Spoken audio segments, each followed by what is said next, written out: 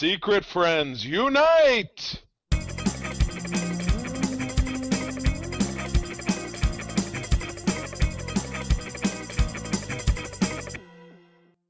Welcome to the Secret Friends Unite podcast 431. This is your guide to the geek side, and I'm one of your hosts, Todd Oxtra, joined by my cohort, Charlie Carden.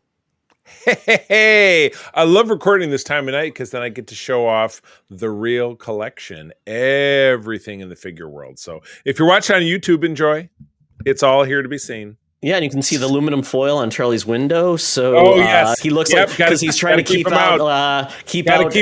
ghoulies, and I guess keep out the control rays. I don't want him in my thoughts. Can't have him doing that. Not happening.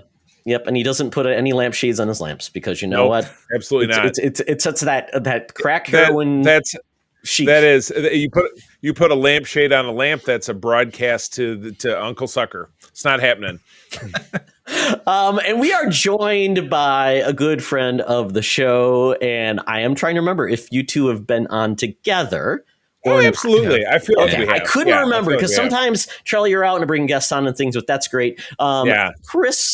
Mr. Chris from, he's one of the co-hosts of 1H, 1D, or 1 Hour, 1 Decision. It's a great show, basically. They randomly pick an Xbox game. They've got 1 hour to play it and then make a decision based on it. And also, a fine, you have one of the best swags in all the land. You have that game guide. A physical, Charlie, he makes a physical diary where you take notes about a game you play and the things you liked.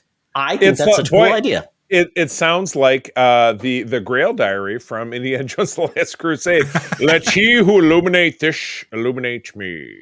Yes, exactly like it, right, Chris? Thank you for being on. Yeah, good to see you. Yes, we have some fun things to address, but not, of course, before we give the usual patronage till we play honor to the great folks that support us over on Patreon. We have a wonderful time making all the additional content as we have since January because of these fine folks. I'm talking about, of course, Jamie Prinky over on the Best Buds level, the fantastic Nias family, Sean, Stella, and Henry over on the BFFs family level, along with, of course, my friend and yours and fellow contributor, Missy Merchant, and her great friend, Andy Milliken. The great news about Patreon right now, they just a couple of weeks ago made it possible for you to do a free 1-week trial of any Patreon offering. We made it available on all of our levels. So jump on over to patreon.com/Secret Friends Unite and check us out. We do a lot of fun programs. Todd, you're launching a new program soon, which I'm excited to hear that from you. Mark jumps in. Mark, who's our third partner, jumps in and does his Canardians Corner from time to time. Todd and I do a great show called The Spinner Rack, where we talk about comics. And I have a bi-weekly show called The Facts of Geek Life, where we dissect 4 or 5 episodes of a classic television series in a single season. And then just today, Todd joined us for a quarterly recording that I do with my wife, April, called A Bad Trip to the Movies with the Cardens. And we covered Wing Commander, which was a movie we had never seen, but Todd put himself through back in 1999 just so he could see the trailer for The Phantom Menace. And we had a good time. We had a good time talking about that movie. Yeah, Chris, it's based on the video game, so you know it's got to be great. Back in 1999, they were putting out great video game movies. So Charlie and I this is our third recording in one day, which is I think a record for the two of us. Yes, indeed. So yeah, check it out there. We did a great recording of the Spinner Rack, all about the character of Nick Fury, because Secret Invasion is coming in. So if you'd like to know a little bit more about Nick Fury in comics and the various incarnations and years that he's been around, check that out. And Chris, as a parting gift today, as a guest, you're getting a 1-week free trial. Oh, thank you so much. Yes, indeed. That's awesome. Please, and spread the word. Listen, Mr. Promotion here. Well, something that before we get to that, we definitely do need to talk about, and I remarked this to April before we came down here because I was going over the flow. I said, Extra has a gift for whatever shortcomings he might have. He has a gift for picking these covers. Now, we're going back to 1976, the year of my birth. I was born in February. This came out in May. Marvel premiere, which honestly, Todd, this was one of the Nick Fury issue. It was issue 35 was the Nick Fury one. This was issue 31, so it was a couple of months earlier. But this is Marvel premiere featuring the man brute called Wood God. And I got it. What else can you say? I love this as a Stanley. The House of Ideas does it again. All out action in the mighty Marvel manner. I want that on my tombstone. I don't know about you. Somebody make a note of it. Charlie's death in the mighty Marvel manner. Yes. Oh my God. But Wood God is essentially, I don't know if I read about him in the, in the Marvel, the Marvel Universe guidebook, which was a big favorite of mine when I was a kid. But yeah, naturally the caption below that says the most bizarre superhero of all. You must read A Birthday Nightmare. This is like a menu of madness of just let's throw 85 things on the cover. You've got Wood God taking down. I don't know if that's he's AIM wrestling or who like it is. Yeah, no, like that's AIM, right? No. AIM was yellow in there. They had like the beekeeper helmets. Right. So this is something totally unquantified, but they're flying like VTO, like vertical takeoff and landing, like skiffs. They kind of look like two-seater that's external, so it's like a right. But it looks like, I mean, there's a house in the background, so it looks like it's maybe just in a subdivision somewhere. I mean, it's super random. Kind of, I get like a Jack Kirby vibe from the cover, but it is drama. The writing, the exposition, 100% sounds like this is what Stan Lee put on everything, because everything was the House of Ideas done it again, all out action in the mighty Marvel manner. And then the bizarre superhero, I mean, that he would apply that to whomever. So this is a gem. Now, Todd, do we know if this is over on MU, Marvel Unlimited? It is not, and I believe it's his own. Yeah, I mean, there's more to him if you want to read it. Basically, he was just a genetic creation, not tied to like any other character we've heard of. It's just like a one-off. Very weird. They wanted to make... It's kind of like the High Evolutionary, but not as cool. So I don't know, Chris. You see this cover, and do you ever wonder why Wood God didn't make it? Well, look, the cover is drawn by Jack Kirby, so it's always great to see Kirby do his thing. But it is like, I mean, he looks like just a generic satyr, or is that the satyr? Yeah. That's somebody who's half goat with the like Mr. Tumnus from Mr. Tumnus. I was thinking of the goat leggings from the Dragnet film, like Dan Aykroyd and Tom Hanks. Yeah. Sir, you forgot your goat leggings. It's really just a guy with a bad case of hair. I mean, really, the hair grows in odd places. But mostly his legs. Oh my God. Anyway, well, cool. Well, with that, speaking of unusual hair growth that you don't want to know more about, it's time to check in with our senior news correspondent. I'm talking about Madam Webb. At 123 years young, she is still down at the corner of Hollywood and Vine with the hottest scoops for us in Madam Webb's news and reviews. Let's go. Now it's time for Madam Webb's rumors and news. Take it away, boys. Thank you, Madam Webb. Looking at Wood God, that cover, Madam Webb, takes me back to remember when you telling me you were an agent in Hollywood back in the day. And way back. Wood God actually came to you and said he's going to be the next big thing. And you believed him. You booked hard on his life. I mean, you abandoned all your other clients like Frank Sinatra, Sylvester Stallone, and John Travolta. And unfortunately, didn't work out. So sorry, Madam Webb. Okay. I'm assuming Wood God, he's got those ads for what? Tux medicated pads and roll the dice. Yeah, exactly. Big adult diapers. Absolutely. So, all right, what do we got up first? So we're going to be talking about The Flash this week, but director of The Flash is Andy. Same guy, right? Muschietti. Yes. But he's looking at a first look deal with Warner Brothers on Batman the Brave and the Bold. This is going to be the first kind of Batman. Is this going to be kind of the first Batman outing for Warner Brothers under the new regime? Is that kind of what we're looking at? Yes. Gotcha. Okay.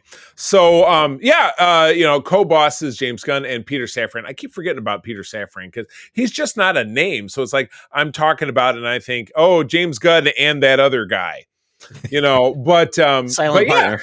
Silent partner. Exactly. So kind of creative genius. So, yeah. So they're getting out there and they're making their deals.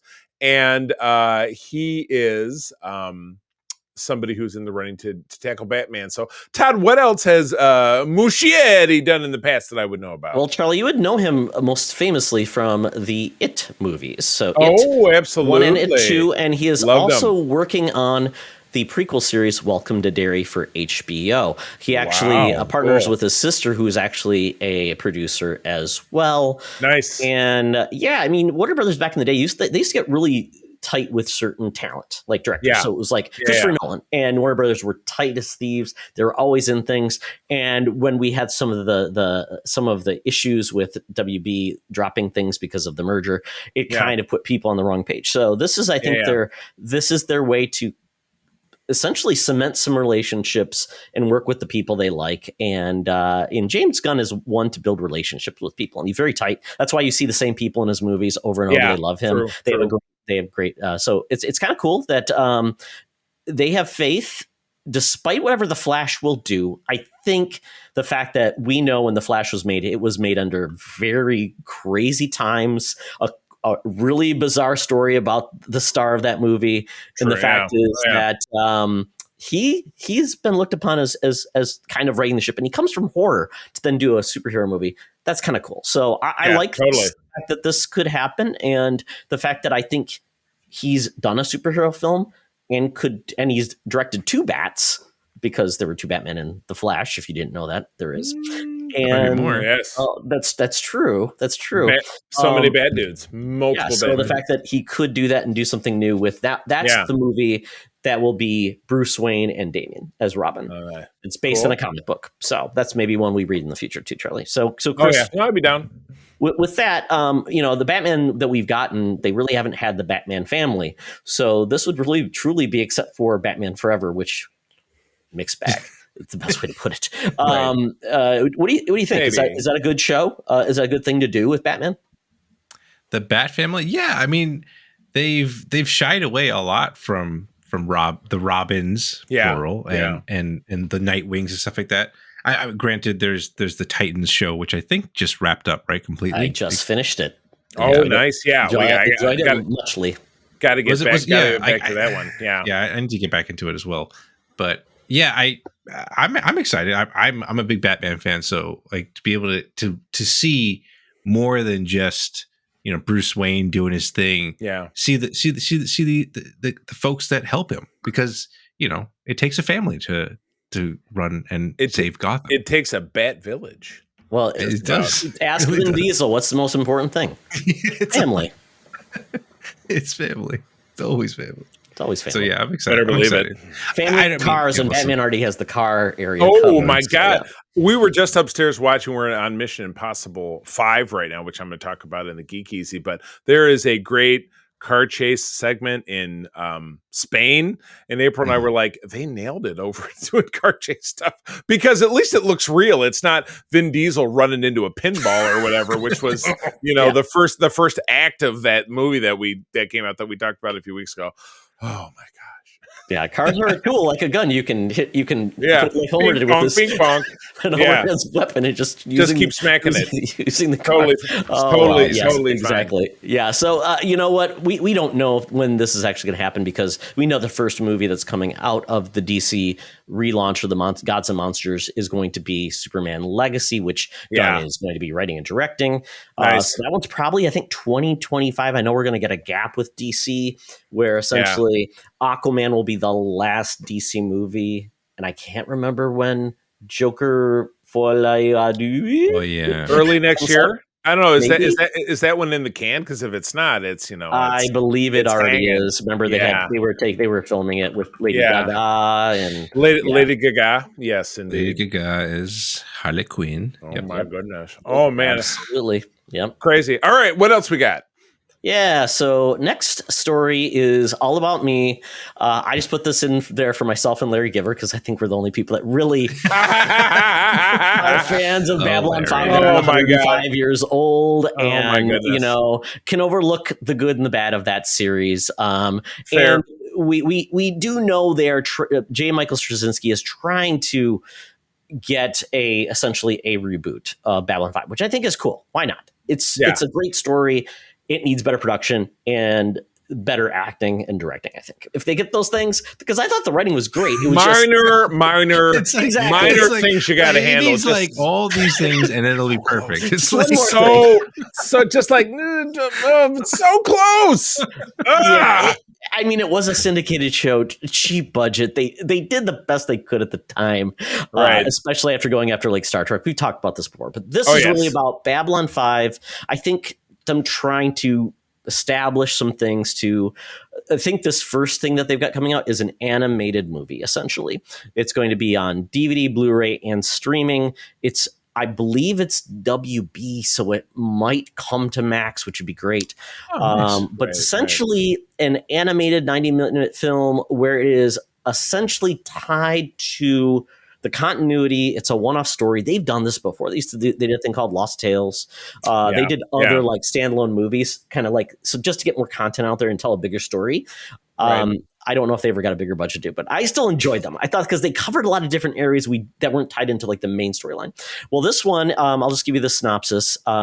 It features Sheridan, who was essentially the first. He was the second captain. Basically that came in ahead of Babylon 5. So that's the one, Bruce Boxleitner, including he gets whipsawed through multiple timelines and alternate realities, including one where Babylon 5 lost the Shadow War. Also includes Zathras. He's kind of like this guy the best way to put it, he is a guy that could kind of tell the future, but he was so vague and weird that you could never take what he said for just for at face value. And vague and weird because I think he was kind of touched in the skull too. So it wasn't his fault, but he was kind of an interesting looking dude. You saw him in the trailer. And basically Zathras is there because he's actually a temporal engineer. So that's kind of flayed his brain in a lot of ways. And then we're getting cast members, including Bruce Boxleitner, Claudia Christian, which she notoriously was removed from the show or quit the show, and they brought in Tracy Scoggins, which I thought was funny. It was a replacement. Wow, so it was like a Dick Van Patten to Dick Sargent, right? The Dick transplant. Exactly. Yes. Thank you, Charlie. Well, the fact is she's coming back for the first time in Babylon 5. So this is going to make a lot of fans very happy. Peter Jurassic, you may know him from, he's been on a lot of shows from the past, but he plays Londo, one of the original cast members. Bill Mummy, you know him from Lost in Space. He plays Lanier. Tracy Scoggins, who essentially replaced Claudia Christian. She's going to be back. And Patricia Tallman, who played a telepath. Now, we don't have any... Both Patricia Tallman and believe it or not, Bill Mummy. Patricia Tallman was recurring guest cast on Star Trek TNG. Bill Mummy came in as an engineer who got fought in the Dominion War and befriended Ezri Dex, whose season says in DS9, and he did not make it. It was very tragic. It was a war episode, yeah. Yeah, and that's going to be the biggest problem with the show. Has lost so many of the cast members. They died, which is sad. But they're all great. We had basically Delenn, who was the love interest. So they're going to have new voice actors play them, which is fine. Right. Ducar, he was great. Andreas Kasoulis, who was a great Romulan in TNG. Yeah, great actor, really great. Just an iconic voice. Chief Garibaldi, Dr. Franklin, Zathras, and then the original commander Jeffrey Sinclair as well. This will be $20 on Amazon and Vudu if you want to buy it digitally. You can also get the Blu-ray if you're a collector, and it'll be on August 14th as well. Awesome. It's an hour and 20 minutes long, so that's pretty standard fare for an animated thing. Good. So I think the animation style works. It's not the best. It's not the worst. It does look good. It kind of reminds me of the What If series, Charlie. Yeah. Cool. Love it. Well, good. And again, I've had people, Larry included, and then I actually have a client of mine who have just kind of chased me around about Babylon 5 over the years. April and I ended up watching an episode. It did not grab us, but you know what? IDIC, infinite diversity and infinite combinations. That is the credo of Star Trek. Love what you love. Don't yuck somebody else's yum. Don't pee in somebody else's Cheerios. Not happening. Yeah, so Chris, go out there and enjoy it. Do you have any history? Unfortunately, with Babylon 5 and Star Trek, I'm not well versed in any of those series, but like, I'm excited that you're excited. So that's good answer. Very good answer. I'm excited you like that crap. I mean, tee it up. The trailer looked interesting. I mean, I don't know if they're following suit with all these like multiversal things that are happening. They're like, hey, here's a good idea to create another story about that. So I don't know, but it could be fun. I'm sure it'll be fun for you. Yeah. I hope it's good. Right. That's it. And I hope this leads to, if people, it finds maybe new fans that then watch the series, and hopefully they can give it its time and patience. Then maybe we'll get something new. So there you go. Absolutely.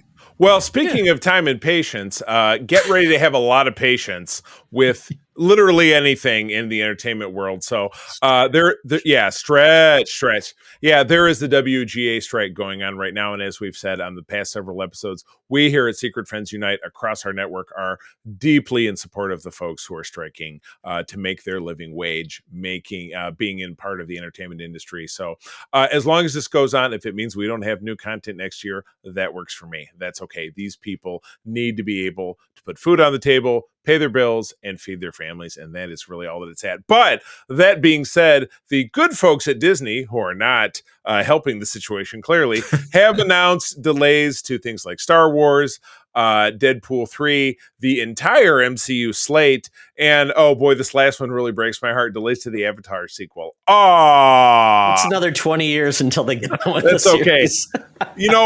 In the time, if James Cameron kicks off, I mean, is that just basically it?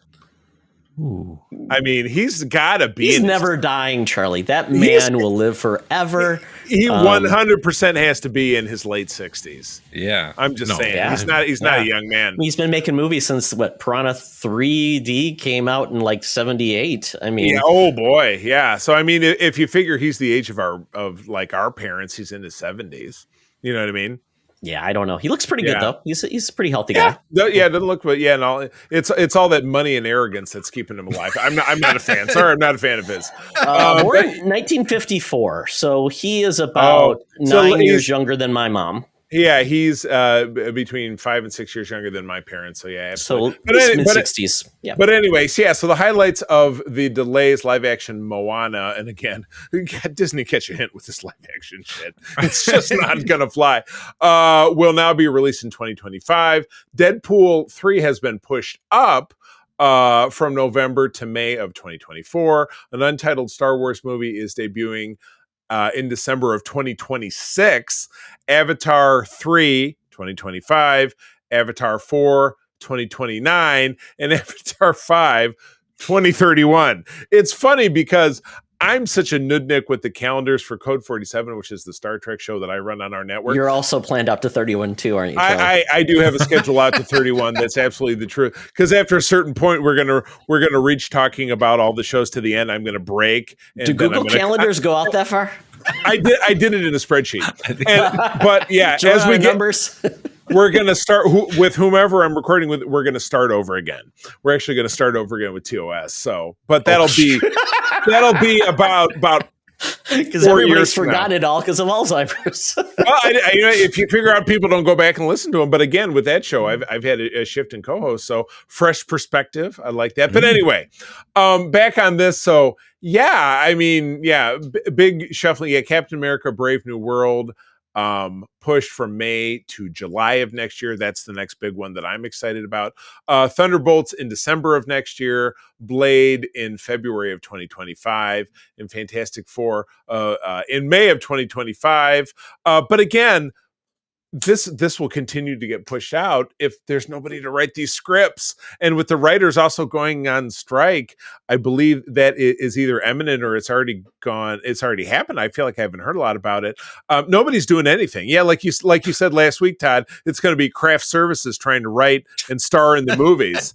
And I just don't know how that's going to work out. They're gonna dust off old scripts from like Fox Studios, from like those failed Marvel projects where X-Men and Fantastic Four crossover with Deadpool. There's a movie. Oh, let's bring back Ben Affleck as Deadpool. Oh, we can't get him. Well, we still have the script, so let's cast some. Let's Ben cast Affleck as Deadpool. Let's pass. Daredevil? Daredevil. Let's yes. We'll make Bill the janitor Daredevil. Let's see if we can make that happen. So. Hey, I mean, what's his name? Wasn't he a janitor? Harrison Ford. He was Carpenter. Yeah, Carpenter. He was Carpenter. Oh, yeah, you're thinking of a janitor that was Goodwill Hunting. He was the janitor.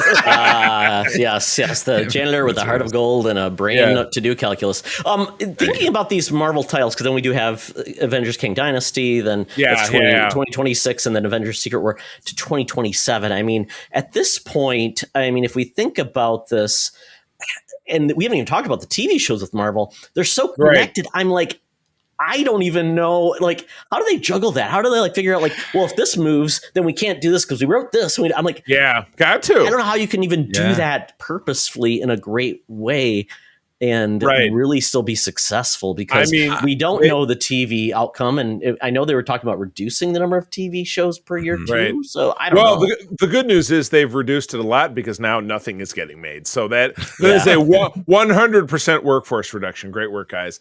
But again, in all seriousness, our hearts and our souls go out to the folks affected by this WGA strike, and then the impending SAG-AFTRA strike for the actors as well, because again, these folks 100%, they're artists who deserve to be compensated for their craft. Yep. And there's I am very happy to sit 2024 out. Even on this show, Todd, we're going to make you have to go back and start rewatching things so we have something to talk about, or we'll have to dig into that treasure trove of stuff we haven't watched.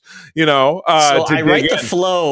But I'm not a union guild member, so does that make me a scab, writing a document? Well, I don't know. Yeah, if there's a podcasters union, we're not part of it, because why the hell? They're not giving us any money, so we're not giving them any money. Well, who do we get money from, Charlie? Are we gonna yell at ourselves we want better wages? Charlie, give me better wages. I want better hours doing this. who runs a 1 hour, one decision, Chris? Is that something where you could renegotiate? With yourself, or is it Tom? Have a hard look in the mirror, and then I guess that is the absolute tougher critic. So anyway, one more time, our hearts go out to the those struggling with the WGA strike. We here in SFU are 100% in your corner. So anyway, Todd, what's going on over at Netflix right now? Yeah, Netflix has their big events called Thunderdome, based on their time, the noise you always hear. And you know what? Netflix is trying to remind you why you should stay subscribed to Netflix or come back to Netflix. Right. So this is kind of their big, almost their their trade announcements to get people excited. So I didn't know this happened. This was actually down in Sao Paulo, Brazil, when they did this thing live. Okay. Yeah, wow. Yeah. So the first thing they showed was a 40-minute trailer for Avatar: Last Airbender. It's live action. They've shown cast members, but they didn't show anything except for the different elements in those houses that do it. They basically showed the logo of those, and they had it. So it's basically a tone trailer. Other than that, Wait, don't know. 40 minutes? It's 40 seconds. Sorry. Yeah, it's that, actually a Yule log, right? It's just the element just in the background. You just watch that. Did show the series? Very, very long. It was very long. Yes, it was just like I said, it's like the Yule log. You just stare at it. Yeah, right. Yeah, it's actually It's basically set for 2024. So more time to come. Don't know if this is already done in the can or if it's still on pause because of the writer's strike. Don't know. That'll be most of these things. Then we are getting a beloved anime, Charlie. This is the longest running anime / manga that they do, been going on for 1,000 volumes or something. It's ridiculous. Yeah. And they're finally getting a live action series called One Piece. It's basically about a kid who wants to be a pirate king, wants to travel the seas, find treasure, but he also has the ability to stretch his limbs like Mr. Fantastic, which is very weird. Who doesn't want to be a limb stretching pirate king? The relatability factor is through the roof. I think everybody wants that, really. It's very goofy because all the pirates are differently themed, and they're kind of goofy, over the top. So this is a very lighthearted thing. And actually, when I saw it, I'm like, this actually looks like a lot of fun. But I bet the hardcore fans are going to hate this because they're like, why didn't they why is it in Japanese? Like, oh, God. Yeah, you're going to get, it's basically amped up like Star Wars and Star Trek fans. Like, oh, why doesn't it blah, blah, blah, blah, blah. Charlie, the dubbed or subbed battles throughout time are without par in the world of anime. It's so funny. Oh, my God. But Chris, so you're familiar with this? What do you think? Did you get to see this or just? I didn't watch the trailer for this yet, but I saw who they cast and everything. I mean, there was the Cowboy. I don't know why they tried this again because the Cowboy Bebop wasn't well received. Right. You tanked out. Yeah. It was not successful. I mean, I guess they already put money in it. They're like, all right, let's just release it and see what happens. But I'll check it out. I unfortunately didn't watch the Cowboy Bebop series, so maybe I'll try that. I've seen all the anime. I liked the first episode. I didn't watch any more, but a lot of people didn't like it. I liked the first episode, but my wife she really liked it too. So I thought it was a fun show, and I thought John Chu did a great job in the role. Yeah. But, oh well. Yeah. Oh well. Let's see. Next is there's this new. It's actually this is kind of cool. There's a new series coming to Netflix called The Three Body Problem. It's by the Game of Thrones creators, David Benioff and D.B. Weiss. They're behind this. Gotcha. Those and guys. It's an adaptation of a popular sci-fi novels, and it looks very interesting, but it's about essentially an alien invasion. And people since the 60s, some groups that have been preparing for it since the 60s, and some that are so this looks kind of cool. When I saw it, I'm like, that's neat. I'm glad we're going to get another big spectacular, and those guys did a hell of a job with Game of Thrones adapting that. Yeah, nice. Except for good season deal. 7 and 8. Yes, we know that. Yeah, when you run out of source material, which I hope they don't this time, like they have enough books, right? Yeah, exactly. We'll see how that goes. That is coming out January 2024. Then we're getting The Witcher season 3. I'm a big fan. That's July 27th. So very soon. And actually it's in 2 parts. So like Stranger Things did. So the first part of that 3rd season is on June 29th. And then the second part, July 27th. This is going to be Henry Cavill's last season. We don't know exactly what happened there, but they're bringing in what is his name? Chris Hemsworth's brother. Liam. That's right. Liam Hemsworth. Yes. Bring me Hemsworth. Yes. They're going to say he transmogrified, and this is what he looks like. Oh, he's going to. It's like Doctor Who. Exactly. There you go. Very nice. Guy. Yeah, exactly. Like then we got Cobra Kai. They have a season 6 cast reunion, and we don't even know when we're getting the most recent season, but I cannot wait. Right. Cool. Yep. Good deal. Yep. Squid Game 2 is getting a 2nd season. That was a huge win. New cast, similar type of. I needed to finish that show because I really liked what I saw. I just didn't get to finish it. I hear you. Yeah, I didn't dig in, but I had people telling me about it and stuff. So without a doubt. Oh, you got Wednesday coming back, big hit. Todd, that's right up your alleyway. I know. Oh yeah, we love that series. Chris binged it. She watched it without me, and then felt guilty, and then watched it with me. Yeah. Other than that, it's nothing is known. They've got returning cast members. Apparently, this is going to be more horror than like lovey-dovey, the little CW-ish. Yeah, this is going to be more horror themed though, which is kind of cool. Gotcha. And Todd, that Rebel Moon, isn't that Snyder? Isn't it? Isn't that his sci-fi deal?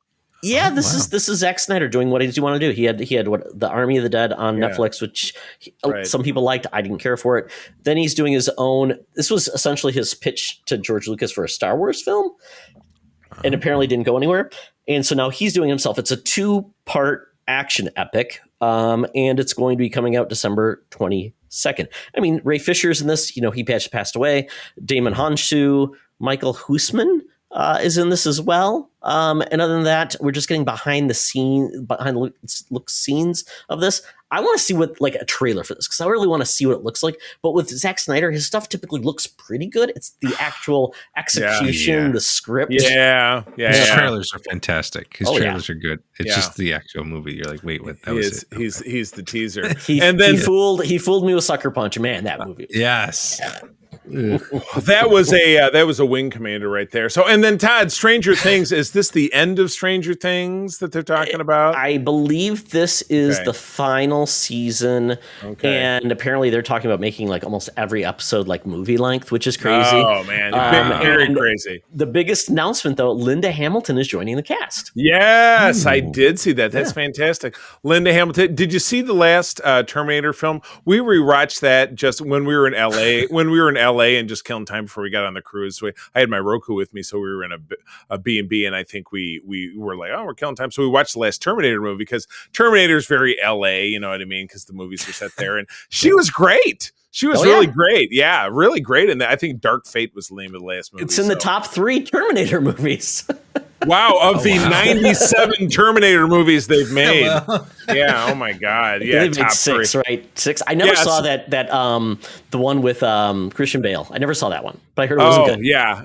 Christian Bale and Moon Goodblood and Bryce Dallas Howard were the stars, if I'm not mistaken. Yeah, and then the others. I've definitely seen them all. I think Genesis was the one after that, which was about a cell phone that took over and started killing people. Matt Smith was barely in it. That was the AI of that one. And then I mean, they really lost me between the third one, which was Nick Stahl and Claire Danes, which I thought was okay.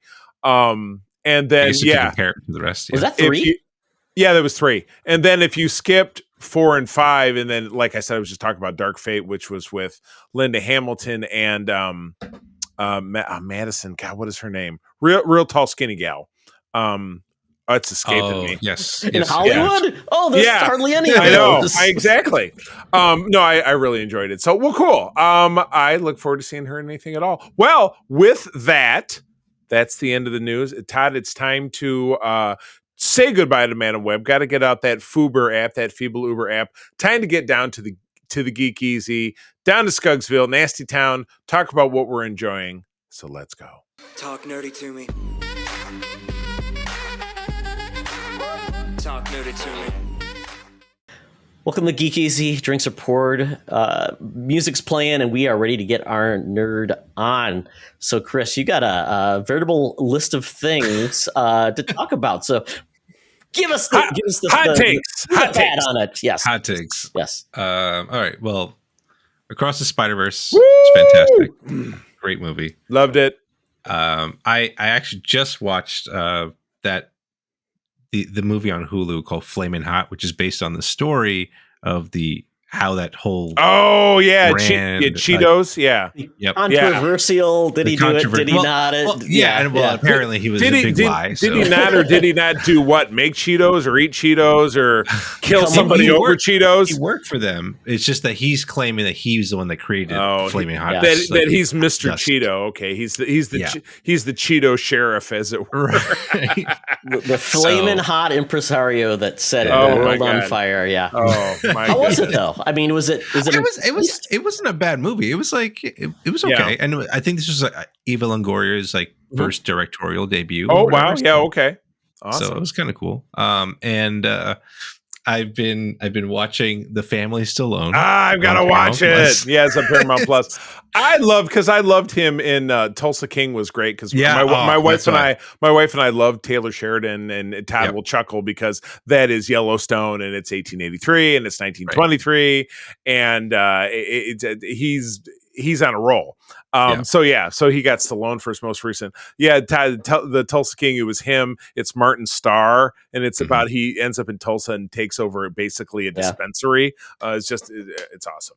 Yep, it's so good. And his daughter's in Tulsa King too. So. Oh, I didn't even realize. Yeah, she's the barista that becomes gotcha, the horse. Yeah. Cool. Whatever. Anyway, but yeah, it's anyway. The Family Stallone is interesting because you see him interact with Robert De Niro, Sylvester Stallone, and his brother. And, it's fun. Yeah. Cool. And does Frank Stallone come on? Is it Frank Stallone there? Yeah. Oh, yes. Take it back. Do. Take it back. All his craziness. How do you get my song in your movie? I've been told by. Okay. Dude, I could keep going. Moody girl. I'm impressed. Those are songs? Thank you. That's a song from the soundtrack of Staying Alive. Look it up. Yeah, love it. So is it fun though? Is it like is it lighthearted reality show? It's not like Drinks and Faces or anything like that? No. It's not like that. I mean, like you see like maybe a different side of Stallone that I grew up with, and like almost like a softer side of it. But then I didn't I did research after the fact about like he did have other kids, but like I guess one of them passed away, and one has like it was the kid who played his son in Rocky V. I think yeah.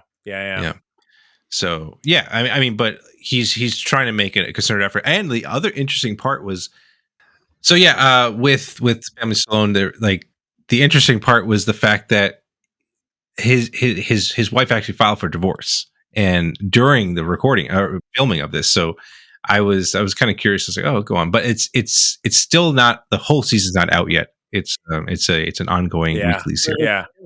The chance that you will see him on screen get served papers? Yeah.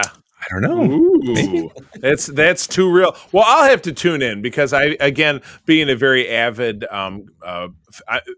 Paramount Plus to me is the best deal out there. But it's attenuated to my viewing habits. But I keep seeing promos for this obviously whenever I turn it on. So yeah, I'm down. I really would like to, and I've always loved him, being an icon of our youth.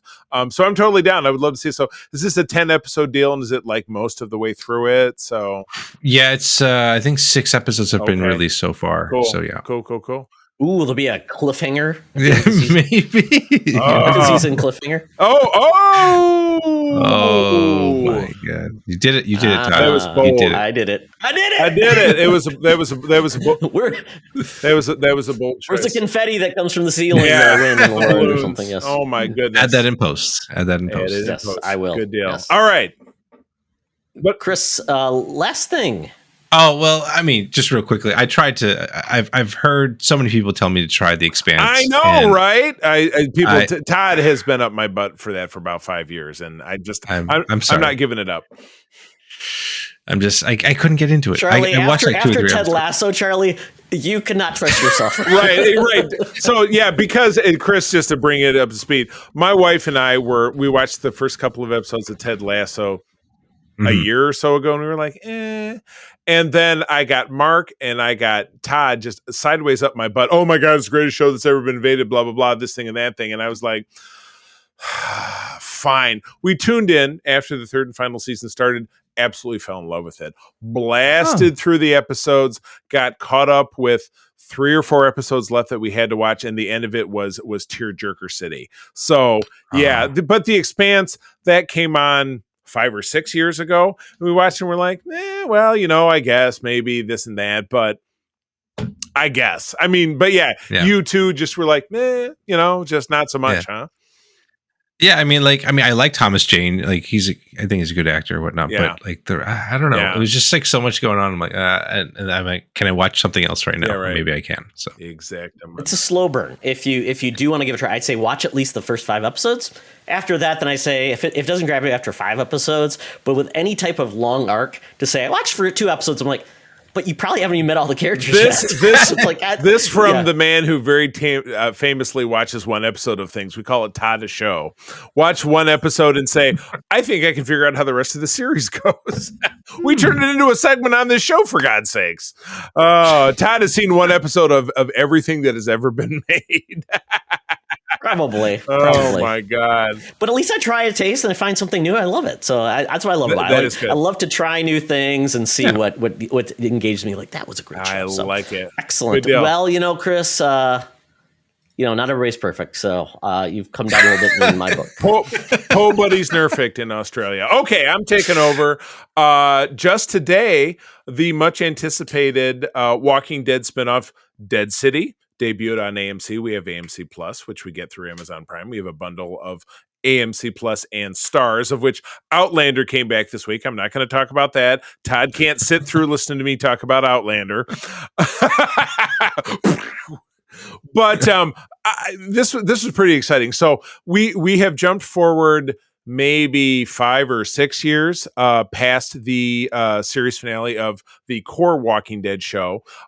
Maggie is one of our core characters. She has she's a widower who has a son named Herschel, who was 7 or 8 when the show ended. He is now a sassy teenager, so we know that some time has passed by. But the show starts up with Maggie on a rocky embankment looking through a spyglass across the river to Manhattan and just and seeing a mass of walkers walking along basically what's the West Side Highway. So things are not going to be great. As we jump into the series, obviously we take a step back. We find out that Maggie years later is still running Hilltop, but there is a raider who goes by the name of the Croat or the Croatian who used to be part of Negan's crew. The survivors back in the day, and the Croat had been raiding Hilltop, and his ultimatum was have all my stuff, and to prove you I'm serious, I'm taking a hostage, and he takes Herschel back with him to his base of operations on the island of Manhattan. So Maggie, realizing that this dude used to be a savior. So wait, where's Hilltop? Isn't that Virginia? Yeah, they're all in Virginia. All of the that's a long haul to go from Virginia to New York. Well, that's you know what, What Todd? kind of telescope was that? No traffic. No traffic. Because Chris, you're out east. Yeah. I mean, I guess there's no traffic on. I guess there's no traffic now. All you do is you got to get around all the wrecked cars and dead people. But yeah, she sets out to find Negan. He's holed up in he's basically living on the road in every hidey hole, this and that. You get a guest appearance from Michelle Hurd, who is Raffi on Star Trek Picard. And yeah, basically she says, you know what? I hate your guts because obviously he's responsible for the death of Herschel's father, young Herschel's father, Glenn, who is from the original series, who was Maggie's husband. But the two of them have to pair up. And meanwhile, the two of them end up getting chased by basically law enforcement marshals from one of the New Babylon, which is another one of the regional republics. So yeah, this was the first episode of, I think, 6. This is a limited series, but I was sucked in right away. Actually, also speaking of The Walking Dead, the final episode of Fear the Walking Dead aired this week. And that's ending a series that started, I think, in 2015, which I've talked about a lot on this series. So that's over now, but this is starting.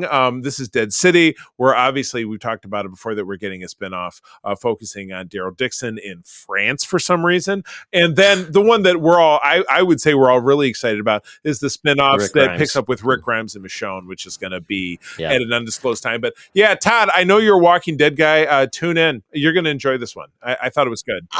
So Charlie, I'll be honest, I don't know where the relationships ended with all these people, but I had heard people are complaining because they're like, all the progress we made with Negan, they said it kind of essentially fell apart, and now it's just like, well, but at the end, her hating it, because I thought they got back together again. No, she forgave him to the point that she didn't kill him, but then he left on his own. And again, this is picking up years later. So he's been on the run and blah, blah, blah. And, I'm not going to give away too many, kind of plot wise what's going on, but tune in. I think it's great. Again, the thing that makes The Walking Dead at all interested is not the friggin' zombies walking around. It's the relationships between the people and all this kind of stuff. Makes the show cheaper when you don't have to have the zombies. Exactly. when you can just CGI them in. So, but anyway, I enjoyed it. And I would recommend checking it out. It's there, as I said, for most of us who don't do cable, it's there on AMC Plus. So, all right. So we are 3 or 4 weeks away from Mission Impossible number 7, which I was like, I figured there was more of them, but I've had a famously complicated relationship with my feelings about Tom Cruise. I've traditionally hated his guts, but especially after last summer's Top Gun Maverick, I've come to really appreciate the guy is good at what he does. Even if he is an authentic wacko out in the real world, when he is on screen and what he brings to a role of something that he does is very impressive. I mean, we were all, Todd, you and I, and certainly John and some of the other contributors to our show, loved Top Gun Maverick. Thought it was absolutely great. It absolutely deserved all its success. So anyway, my wife April has always loved the Mission Impossible movies. We're like, oh, we ought to watch them all. And so maybe like a month ago, we watched the first one, which I've seen many, many times from back in 1996. That's how long the series has been going on. But we watched the second one, which I came to realize I'd never seen. John Woo came out in the year 2000. Wow, it was bad. Oh my God. And our friend John Sear, who is our other founding member of Secret Friends, is also rewatching them. And so I watched it and he and I were talking. And he was like, yeah, I watched it. And I don't know that I watched it, but what a piece of crap. Just that's the one we thought would kill the series, to be honest. so many faces coming off, slow, and it was just John Woo should not make like Western. Yeah, sequels. and it was just it was the it was all the slow mo. It's like when Tom Cruise is on the gun and he whips the gun around to shoot somebody. They do 5 takes of it continuously. Him going whoom, whoom, whoom, whoom, and then meow, and all the terrible interstitial music. Thandie Newton is in it. She's young and gorgeous, and I just absolutely adore her. But yeah, Doug Ray Scott. You know what I read is that he was set to portray Wolverine in X-Men, the 2000 movie. Yeah. He was injured in the motorcycle sequence of this, and he had to drop out because of that. That's why he didn't become Wolverine. He didn't drop out because he wanted to. He dropped out because he couldn't go and do the job because he was hurt. Wow. That sucks.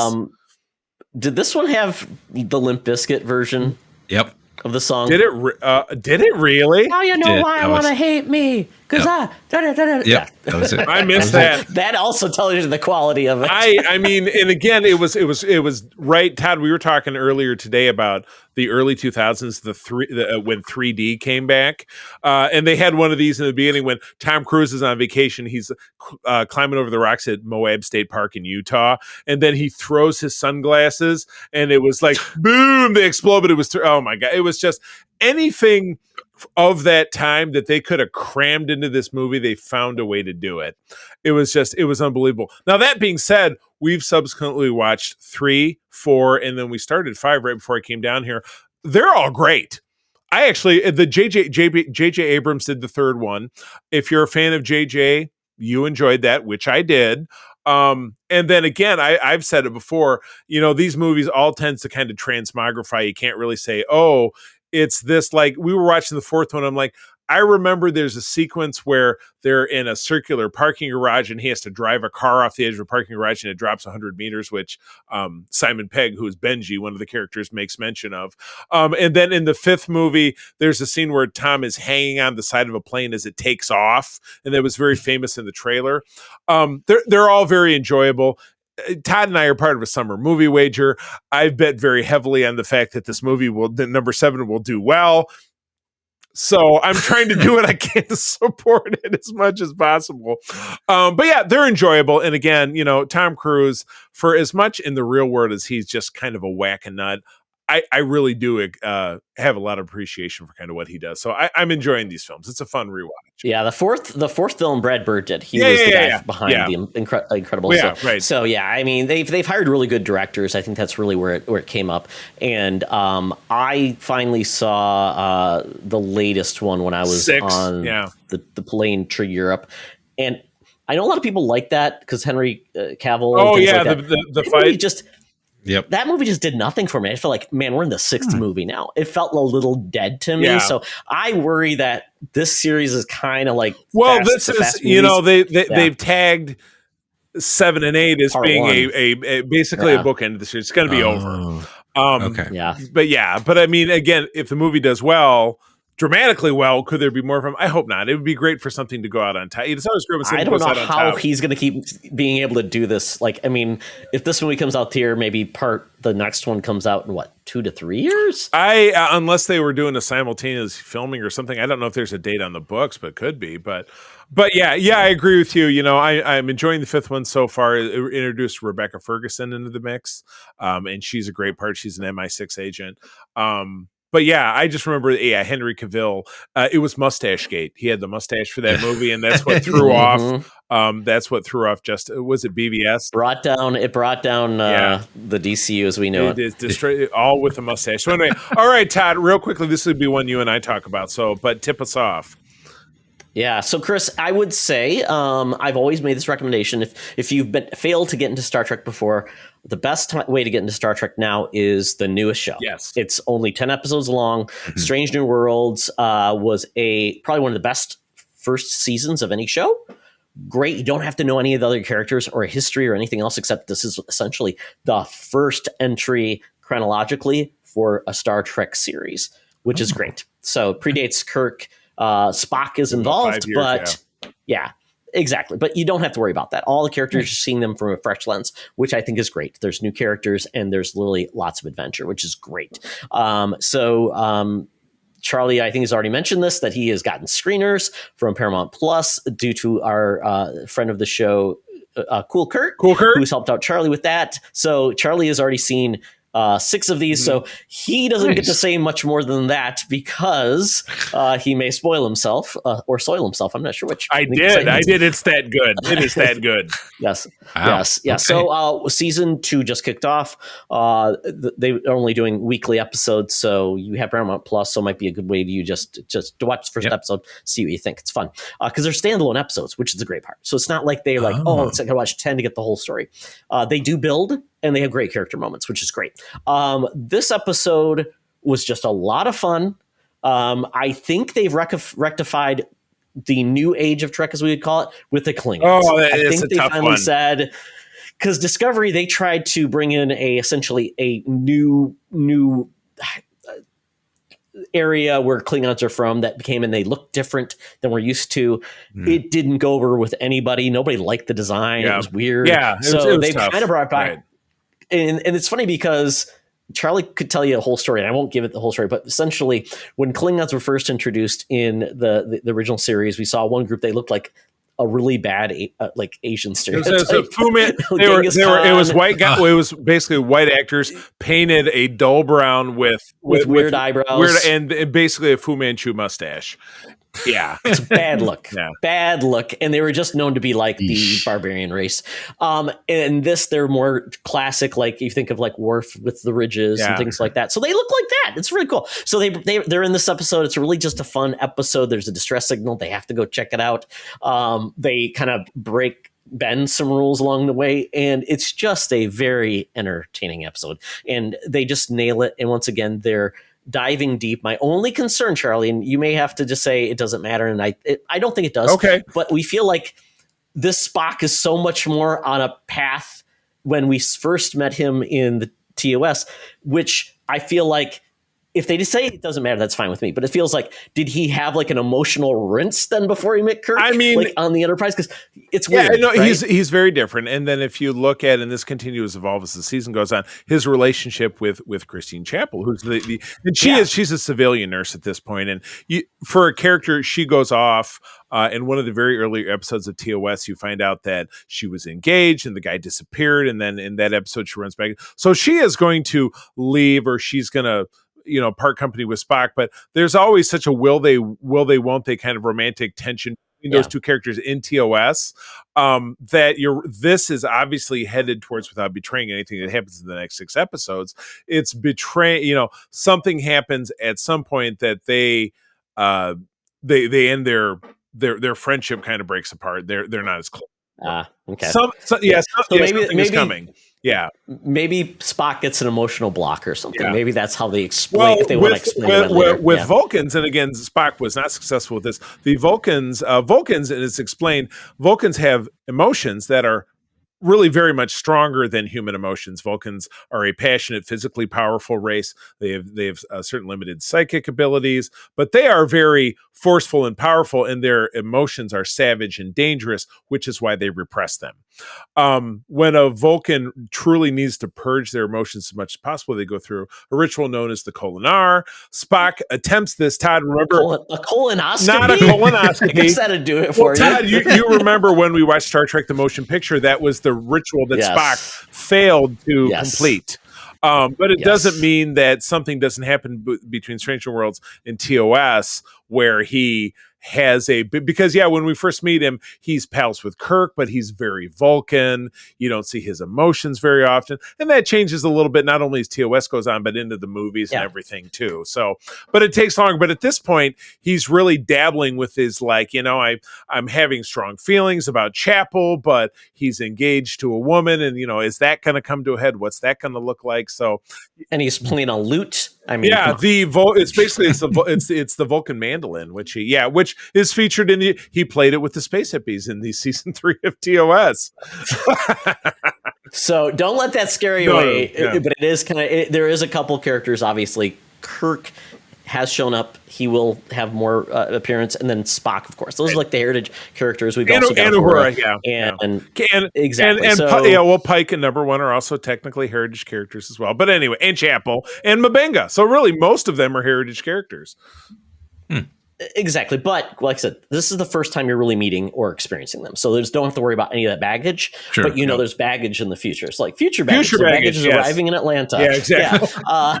If you decide to stick around, and I would not recommend anyone, unless they were curious to watch old Star Trek, like TOS. I would, it's a hard but watch. I would, Chris, I would highly recommend simply because you already have Paramount Plus. First season was 10 episodes. Watch the first couple, see how it grabs you. You may find yourself transformed by it. I have no idea, but anyway, yes, Paramount and Viacom, very good friend of the show. We're very grateful for the respect that they show us. I'm not wearing a badge tonight as I do on most shows because I'm wearing my Secret Friends Unite Network tee, which is available from Redbubble and from TeePublic. Wink, wink, wink, wink, wink. Find it in the show notes. But anyway, Todd, that's it for the Geek Easy. It's time to skip out on our tabs because I know they spit in our drinks. They don't treat us very good here. But it's time to get down to the Thunderdome. I'm getting out that Air Qantas app. Got to get that flight to get down to the Tina hologram and the mutants, which sounds like Gem and the Holograms, but it's not. And we're going to be talking about this week's big movie, that's The Flash. Let's go. Welcome to another edition of Thunderdome! Thank you, Tina. The mutants have been gathered for a topic or game to be entertained. And this week, my goodness, we're talking about The Flash. This movie is a DC Warner Brothers release. Budget was $220 million. The director was Muschietti, who we just talked about, getting The Bold and the Brave. We have Christina Hodson as the screenplay writer, and Joby Harold is the screen story by, which I don't know what the difference is between them. Big cast in this, so I won't go through the list, but there are some surprises that we'll get at the end of the show when we get into some of the Easter eggs and such. There are spoilers, folks, so just be warned that until you've seen it, come back once you have, and then you'll get to enjoy the whole thing. If you are not going to watch this and you don't care about spoilers, enjoy the show. So with that, I will tell the plot of this movie.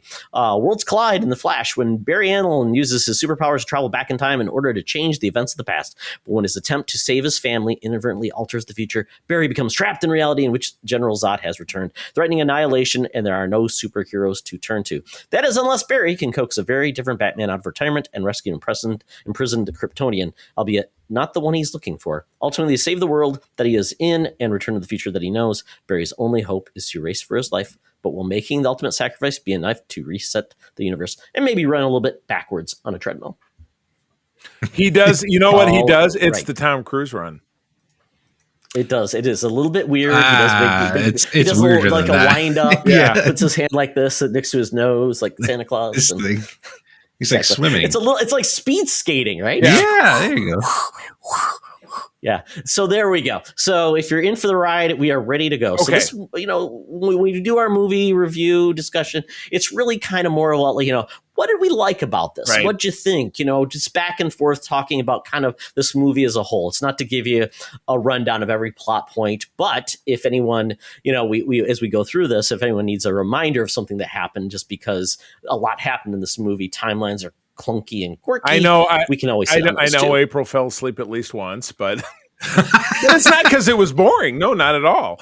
I was absolutely terrified going into this movie, and I was, April and I were out walking today, and I said, I think what I'm going to talk about on the show is that I liken this movie's kind of cool, kind of cold reception because they're pulling out maybe 72K for their 72 million for their 4-day rollout, which is vastly below what they were hoping, and it's even under what Black Adam did, which is brutal because Black Adam was trash. I did not care for that in any way, shape, or form. But again, that's my opinion. It's just my opinion. I liken it to, and I always find a way to bring something back to Star Trek. I liken it to Star Trek Enterprise. Here was a show came out in 2001 after 12 years of Star Trek following kind of a formula through 3 different shows that I think people were just kind of like, yeah, okay, it's another ship, it's another crew, they're doing another thing. They had a slow as hell first season. The second season was barely any better. They got to the third season where they developed a season-long arc, which was genuinely pretty interesting. And they hit their stride at the beginning of the fourth season. New showrunner, different direction, and it was too little too late. And the show got canceled at the end of season 4, which was the first Star Trek show to be canceled in 40 years. Just give it 4 seasons, folks. Yeah. Stick with us. Yeah, exactly. Where, Star Trek shows in the modern era had run 7 years. So I feel like, this incarnation of DCU has been around for 10 years, since 2013, The Man of Steel. It's a movie that nobody in the world but Todd and I liked. It found out, everybody tends to hate on it. But we immediately jumped into BVS. Most people hate it. Jumped into the Justice League. Most people hate it. We got Wonder Woman. It was okay. It got a sequel. Complete garbage. Harley Quinn and the Immaculate Conception. Yeah, not whatever it was called. Not super great. We got Aquaman. Kind of forgettable in my opinion. We got Shazam. Not bad, but not enough. So, and then we get all the way to Black Adam, which is just total trash in my opinion. And I just feel like by the time we get to this film, but don't be offended, folks. Please. That's why. Yes. Which I said, no offense. I say it with respect. We get to. I'm glad you if you enjoyed it. I'm glad you did. Well, what I was going to say was I enjoyed this film very much. I feel like it should get a more fair shake. But again, just like with Enterprise, by the time they maybe hit a stride to turn it around, people had given up. And I think that's why this movie is not, because people saw Black Adam and they said, screw this. We're done. We're done. And plus with the announcement that, James Gunn and the other guy, whose name I tend to ignore, are taking over, everything's going to be reset. Maybe people are just like, yeah, you know what? I'm going to get it on Max. I'll wait till it comes back. Yeah, exactly. Which, that's Todd, you and I have talked about, that's the big problem with Disney Plus. People are just like, yeah, you know what? It's going to be on my, like with Pixar. Elemental also came out this week, completely tanked. 12 million. Really not good. Because people are just like, yeah, you know what? Taking all the kids to the theater is a hassle, and I got to buy them popcorn, and I got to blah, blah, blah. If I wait 3 weeks, it'll be on Disney Plus, because if the movie fails, it's that much faster that it'll get there. You know what I mean? So yeah, I liked this film. I think it's a victim of it's a victim of being a product of its own environment. You know what I mean?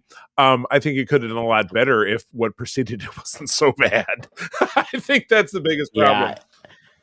Yeah. It's a tough nut to crack. So, Chris, what was your overall take on The Flash? I think Tom Cruise should keep his opinions to himself and not leak whatever he's saying. Oh yeah, he gushed all over this one, didn't he?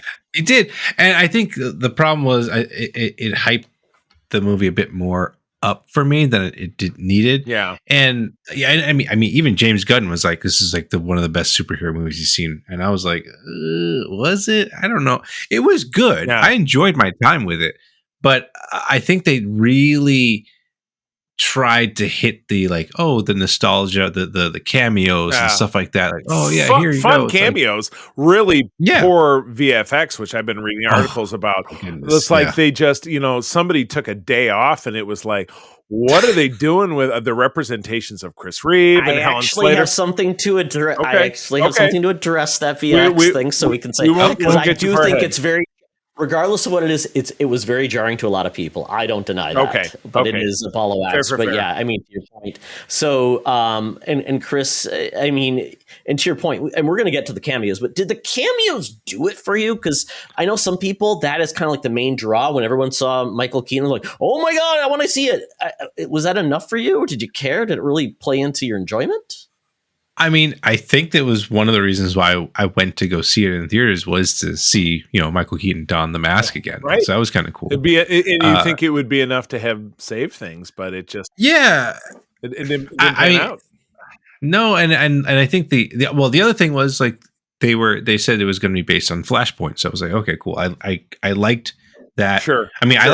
I like the DC animated version of Flashpoint. Oh, absolutely. They do so good with the animated stuff. It's wild. So good. So good. Yeah. And so So yeah, I was excited just to see what they were going to do, and the whole thing, how James Gunn was saying, like this resets the universe. Yeah. So I was like, okay, so what are they going to do? Like, what is this going to tie in, or is this going to be like a clean cut? Like, that's the curiosity of that got me to go to the theaters to see it. But like, but then there was all like the thing that really upset me. I'm sure you're going to talk about this more, but like the fact that this movie's been in production for so long, and this is the kind of VFX that came out from it. You're right. Like, with all the time, and because of all the kind, Ezra Miller is a very controversial individual. Yep. He was involved in a lot of this, a lot of that. C'est la vie. But yeah, you're right. With all of this time, and then COVID, and this thing and that thing, and blah blah blah. Discovery, taking over Warner Brothers, and it's pushing things around. Why didn't somebody? And again, with a budget of, Todd, would you put it at the top 220? 220. I mean, that is just like, where did the rest of the money go? When you get Chris Reeves, Helen Slater, a great deep cut with the 1996 Kevin Smith Superman and Nicolas Cage. Wow. Yeah. But they all look like really poor, like early 2000 CGI. It looked like Beowulf or the Scorpion King. Yeah. Am I wrong? No. Maybe and like even worse King. was the time bubble, like, when he's in that arena, like that whole thing would look like when he was just looking at his own past, was just didn't look great. It's just trash. Yeah. It was rough. And I guess we'll address the special effects in the room as we talked about. Yes. So what we're referencing is obviously the Corona bubble. When Barry is running, we see very CGI versions of everybody in the film based on the timing he saw them in, plus then versions of the characters at the end of the movie when we see all the timelines coming through in different versions of those characters. Some of them had to be recreated, were not original. So like George Reeves, Christopher Reeve, some of these people are not alive anymore. And a lot of these things were actually things they never did. So totally get it. Kind of weird. Right. But they said, so the director is basically saying this was a choice. And Barbara, who is his sister, the producer, said, he goes, the idea, of course, is that we're in the perspective of the Flash. Everything is distorted in terms of lights and texture. We enter this water world, as they say, which is basically being in Barry's point of view. It was part of the design, so it looks weird and that was intended.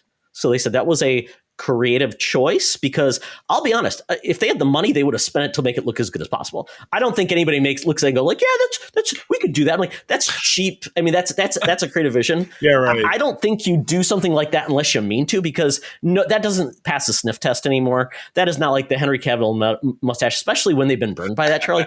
I just don't think it was something where they said, yeah, that looks good. No, I think people will overlook that. Yeah, right. No, yeah. I think if it was his choice, it was his choice. Kind of like Zack Snyder wanted to do that weird reverse letterbox thing.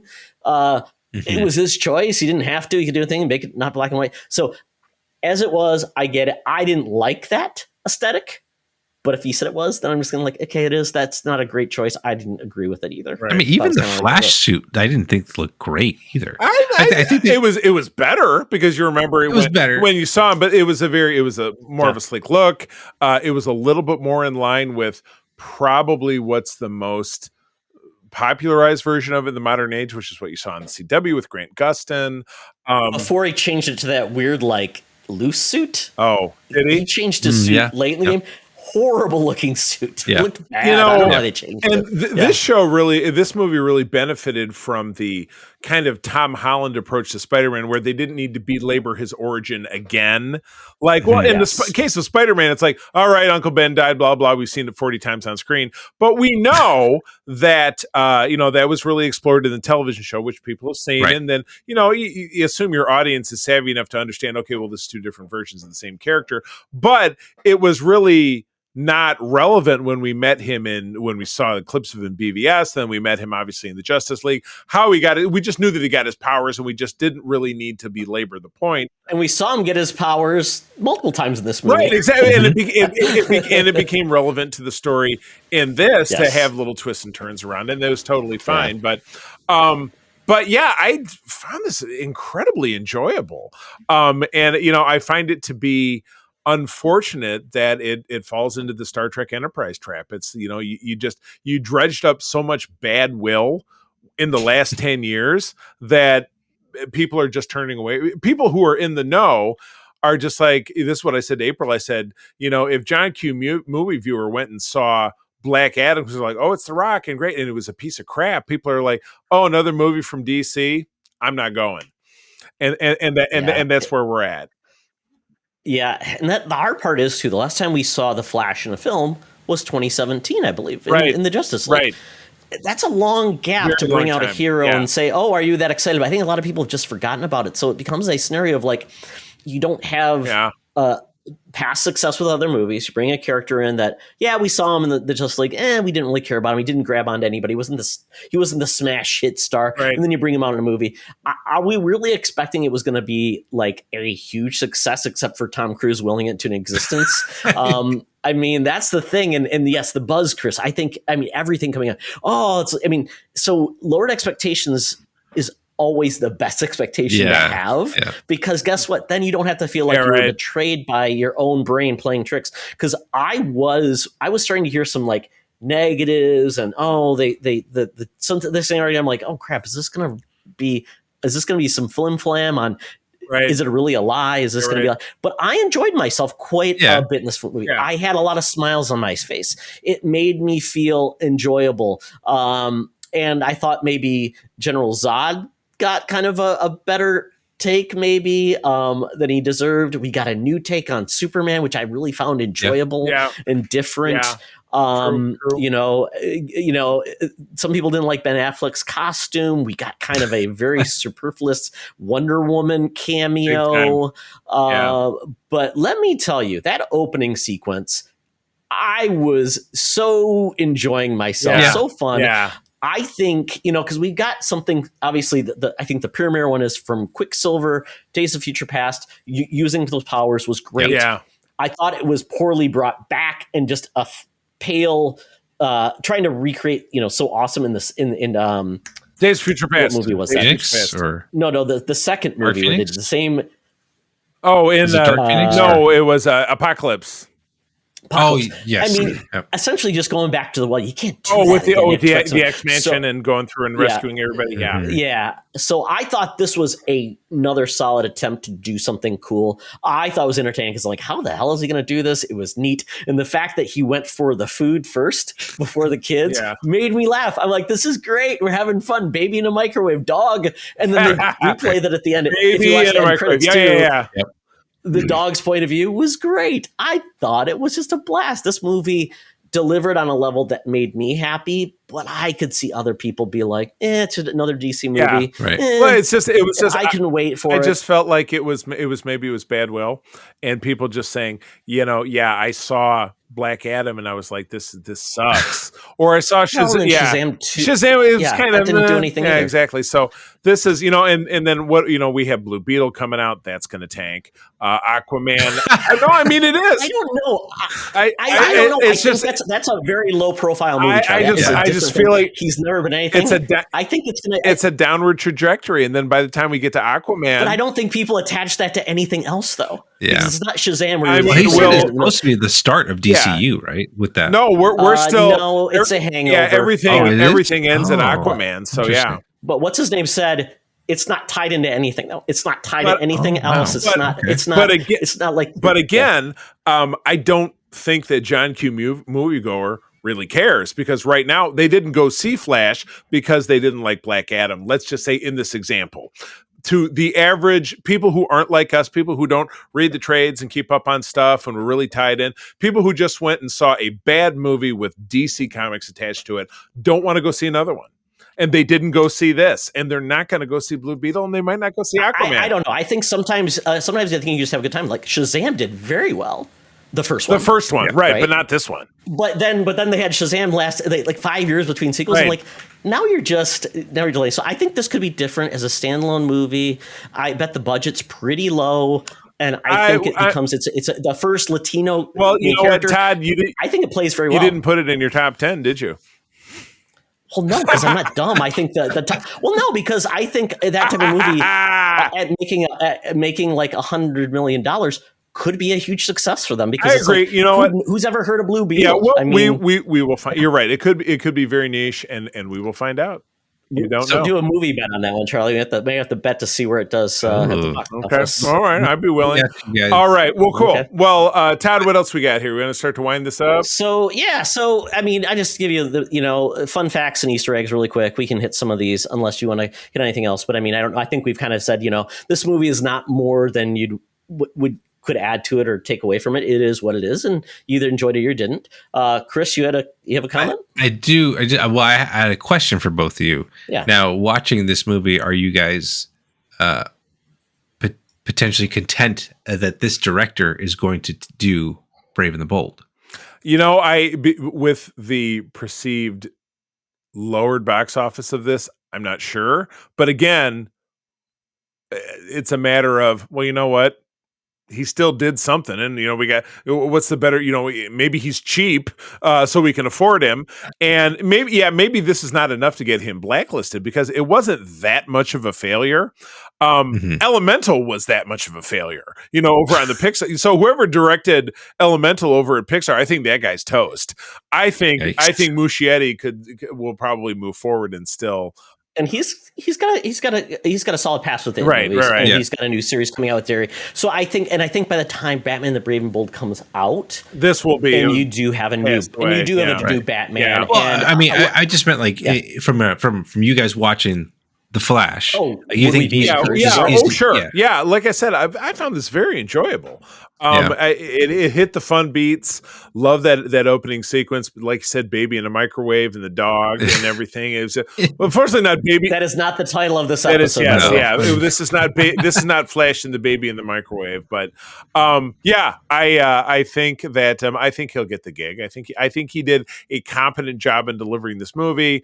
Less the CGI stuff, which is really the anchor that's dragging it along. But I mean, in April and I, we were talking about this with each other, and then the guy who was sitting in the next seat over before the movie started. All of us in Gen X who are part of this life, summer of 1989, went to go see Michael Keaton as Batman. I mean, come on. I saw it not only at home.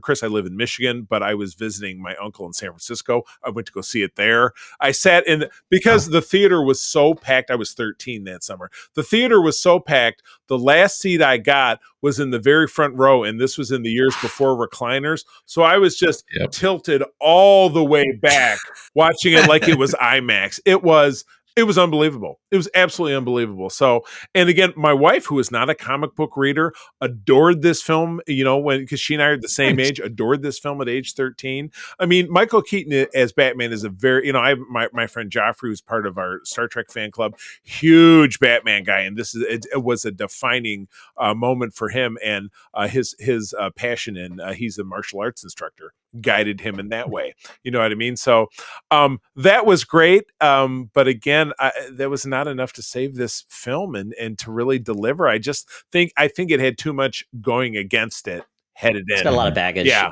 And even if the people, paid no attention to the lead actors' antics and those past history, it's just something at all. Though I thought he did a fantastic job in the role. And actually, the two versions of himself, I don't know how they pulled it off because that's amazing. To have the two of them there, nothing looked fake, and I've not seen. I just give them kudos for pulling that part off because that could have gone horribly wrong as well. And and I would say, Chris, just to wrap this up, James Gunn, I think, will be the difference maker for DC that they've never had. They've never had a Kevin Feige. They had named the executive of the month that's come in and said, we're going to do this. And we're going to have no cohesion. There's going to be no quality control. We're not going to question directors for their choices. And it is what it is. So I'm I think because of that, also the way he handled the different Batmans, Ben Affleck's Batman was kind of fun. And then I thought Michael Keaton was great. So to give him a brand new Batman with a relationship with a character people have never seen, which is Damian Wayne, Robin. I think it could be great, but once again, don't know. A lot will happen, and this is going to come out probably 2026, 2027. So I think people will have long forgotten. Investing with Flash, it's probably going to be highly forgettable. Lots of time to let go. Okay, so shall we do the typical rating on 1 to 10? Well, I was just going to give you some Easter eggs real quick. All right. So I think think the big one at the end, George Clooney is Batman. Oh, wonderful. That was great. And then just bury his with his mouth agape, and then he had lost a tooth earlier in the film and glued it back in, and that was the moment it fell out. That was great. Yep. That was good. Yep. The bat suits, we got a bat suit that very much looked like the classic 70s, light blue, some different versions. Very, very fun. We got that little bag of joking from like the Joker that Barry found in the Batmobile, which I thought was fun. Yeah. Let's see. The Batmobile, obviously, we go over there. There's lots of nods there. Nick Cage, we talked about that. The fact that actually happened, that's amazing. And someone had to be paying attention to things that the lore and the stories. That was just a lot of fun. Yeah. I think I enjoyed the multiverse views of, George Reeves, Adam West. I thought that was kind of cool and fun. Yeah, totally. Absolutely. Yeah. And then other than that, I mean, there were, it was pretty much, I would say, and we'll get to the very end, but the end credit scene, once again felt like a wet fart in the night. It didn't define anything. This movie didn't say constructively where this is the end or it's not. Right. And it was just Jason Momoa and him getting drunk at a bar and he's sleeping, and that's the end of the movie. Right. It was like, Todd, you know what that reminds me of? The end of Wing Commander. Oh yeah. Cut for time. Ran out of budget. Yeah, we're done. Yep. So any of those Easter eggs stand out to you guys? Like your favorite part of that? 100% the bat suits, because I brought it up on Twitter because you had it in the side screen. That was great. Yeah, anything kind of related back to what he was pulling off in this. Let's see. Yeah, anything tying back to Batman 89 was the Nicholson. Nick Cage Superman, I've already talked about that. But yeah, Chris Reeves, Helen Slater, George Reeves, and the Adam West was very, very brief. But that was wonderful. I just wish they could have spent some of that $220 on polishing off that VFX. That was really, really hurt things, but still. The sequence found a way to pull it through regardless. So yeah, most def. Yeah. I am curious to see where Aquaman goes, because we do have Blue Beetle, but that's not tied to anything. So I don't think that really matters. If it works, it'll bring him in. If it doesn't, they'll leave him behind. And then Aquaman, I don't know what that's going to be about. I've heard rumors that it's not very good. The first movie, I enjoyed, but I thought it was like an adventure movie more than a great superhero movie. Yeah. I don't know. All right. Okay. Yeah. Let's wrap it up. Ratings from 1 to 10. Speed forces. I don't know. Come on, give me something here. I don't know. What 1 to 10? 1 to 10. Bat suits. Peanut butter and raisin sandwiches that the barista can't make very fast. There you go. All right. I'm gonna give this one out of that 1 to 10. This is 7.5 for me. I found it pretty damn enjoyable, even with the fact that it was too little, too late. I felt it made its effort. I felt it made me smile. I felt Easter Egg City was greatly justifiable. And Michael Keaton as Batman, I don't need anything else. Give me Michael Keaton as Batman. I don't care. And he still pulled it off. He looks like an older version of the actor. He's still in great shape. There's no way that some dude in his 70s would be doing flips and shit and fighting. But you know what? It's a comic book movie, and he used it to his advantage. It was good stuff. Chris, what's your final rating? I'll give it a solid 6. Just because. Yeah, I mean, again, it was great to see Michael Keaton. And I thought Ezra Miller did a good job as a Flash. I still think Grant Gustin's better than him overall. Agreed. But that's me. Agreed. But yeah, like I just I don't know. I think, like I said, Tom Cruise just really, really did it in for me, unfortunately. But another reason to question Tom Cruise's taste. Tom Cruise's run. Yeah, exactly. Very, very good. For me, it's probably a 7. I enjoyed myself while I was there, but am I going to go back and think I really want to watch that again? Yeah, no. I think I got what I got out of this. Now, if this movie came out in 2002. Oh, right. Yeah. The best, that would have been one of the best. So maybe it was 2002 Tom Cruise. Yeah. So went back in time with Xenu and said, it was the Minority Report Tom Cruise. But that, you know what? What you said about, this would have been a great superhero movie in 2005. That's what you said about Black Adam. And you're right. If we could turn the clock back to a time when fun. We just appreciated anything they threw at us. But yeah, the audiences post MCU and post, Infinity War and Endgame and all the Avengers films, the bar is so much higher, and DC is racing to catch up. Ooh, yeah. We've tasted caviar. We're not going back to spaghetti, folks. No, right. That's the name of the episode. And I mean, like, I think that's the thing. The thing, of course, is like I just watched Across the Spider-Verse and Guardians 3. Yeah, like those are like they were just so much better. Oh God, yes, So absolutely. Absolutely. Yeah, it context a lot, and I'm hoping that we can let this DCU die, the fandom, let it rise again, and something. Exactly. Absolutely. I'm excited. Good deal. Yeah. Awesome. Yeah, absolutely. We'll see where this goes. Awesome. Good deal. Yes. Well, okay. Chris, thank you for being a guest. We loved having you on, man. So tell people where they can find you and your good stuff that you do. Yes. So Charlie and Todd, thank you again for the invitation. This was awesome.